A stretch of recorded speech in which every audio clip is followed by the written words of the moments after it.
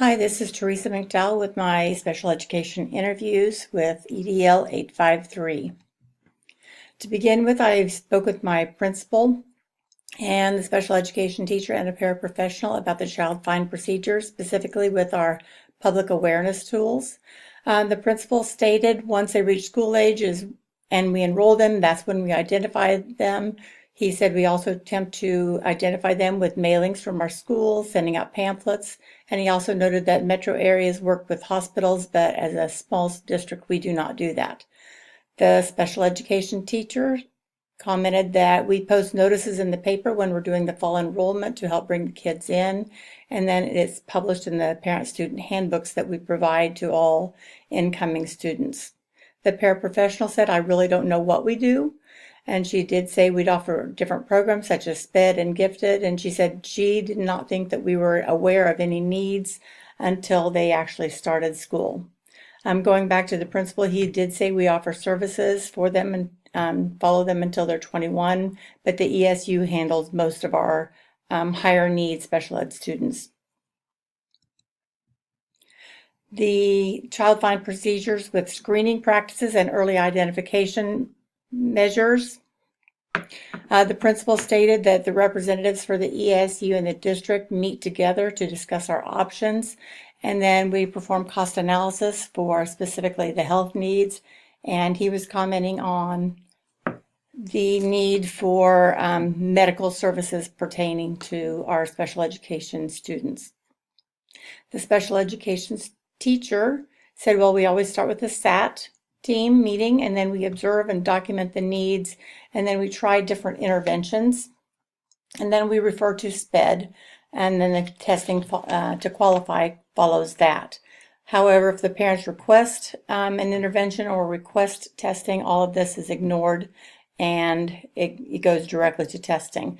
She also noted that she doesn't work with the early identification because she does middle and high school. The paraprofessional said, well, we screen when we send them to Head Start, but there is no testing to enter kindergarten anymore, so she feels like many of the special needs represented by our student population are missed until they're actually enrolled in school.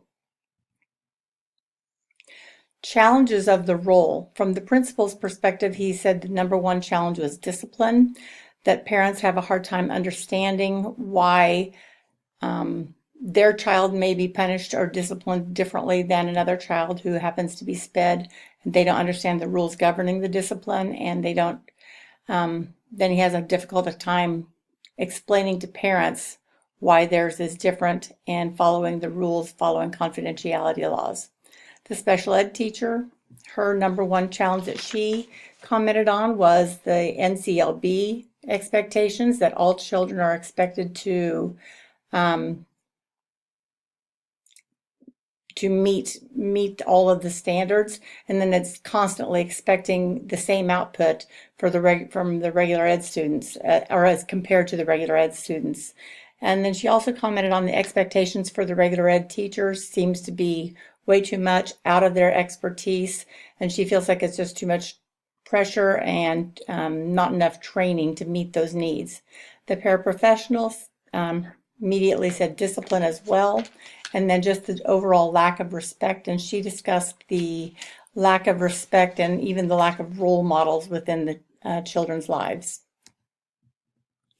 The rewards of the role. The building principal spoke about building relationships and seeing success and how rewarding it is to have them see that their success, their hard work has paid off.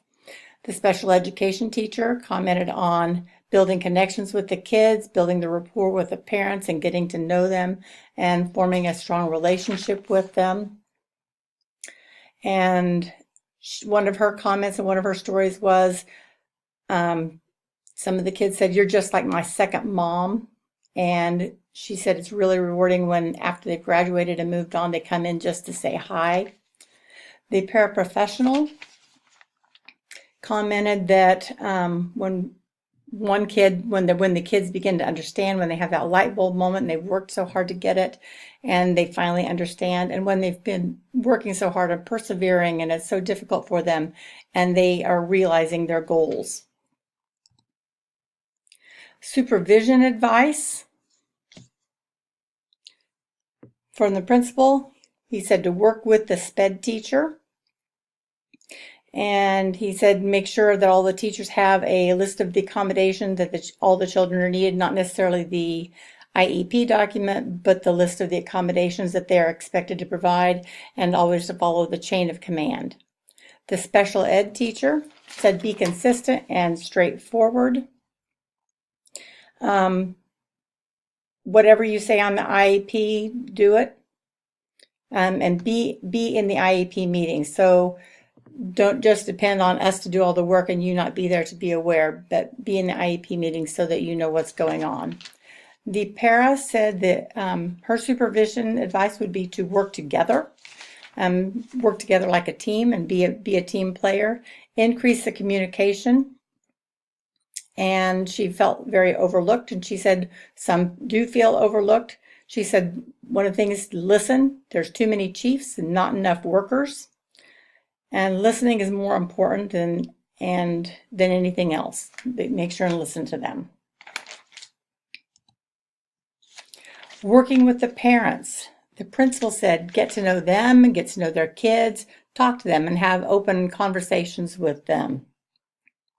The special education teacher said to have good communication, build those relationships, and don't be judgmental. Don't have that judgment.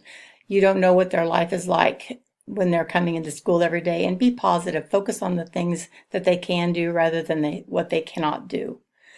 The para said communicate, and listen. Again, she spoke to those things. Working with regular ed teachers.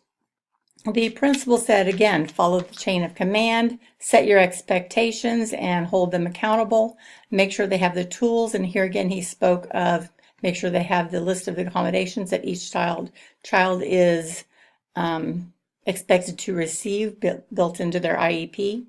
The special education teacher, on the other hand, she said meetings, go to the meetings and she holds meetings with the teachers to let them know what needs to be done. And she has an open door policy. Whenever something is concerning you about how to meet a child's needs, come in and discuss it with her, and she'd be happy to discuss that with you.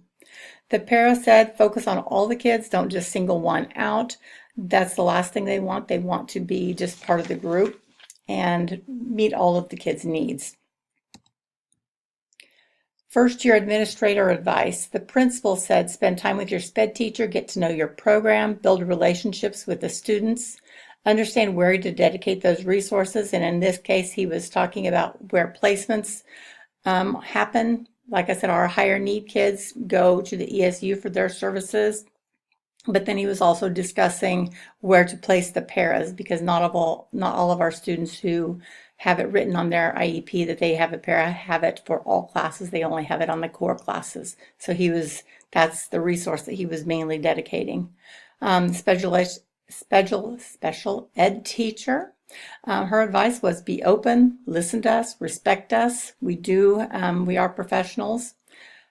Consistency. Be the same with all kids, not just certain favorites or certain family names, and be approachable. The para again said listen, ask us for advice, step in when you're needed. Again, don't be just the chief. We need more workers, and help find solutions. And she also said don't be part of the problem. Step in and help. The roles of the special ed teacher and the principal. The principal stated it's a collaborative process, working together. Visit with the special ed teacher a minimum of weekly. He said he tries to get together with her twice a week. The special ed teacher said it is a working relationship.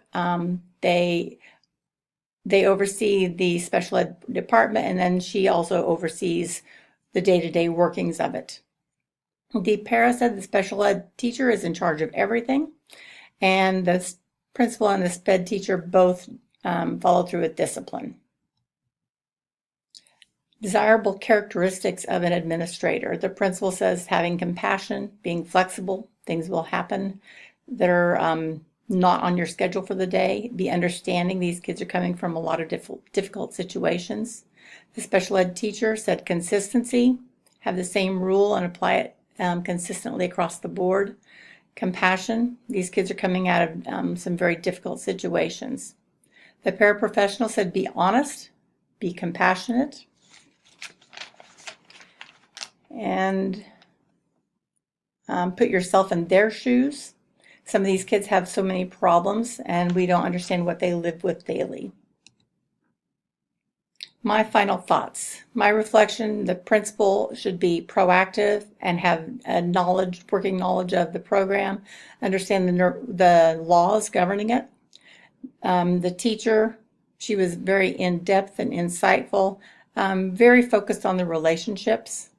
The para was very insightful, very focused on the relationships and what to help the kids, how to help the kids and how to help them get ahead.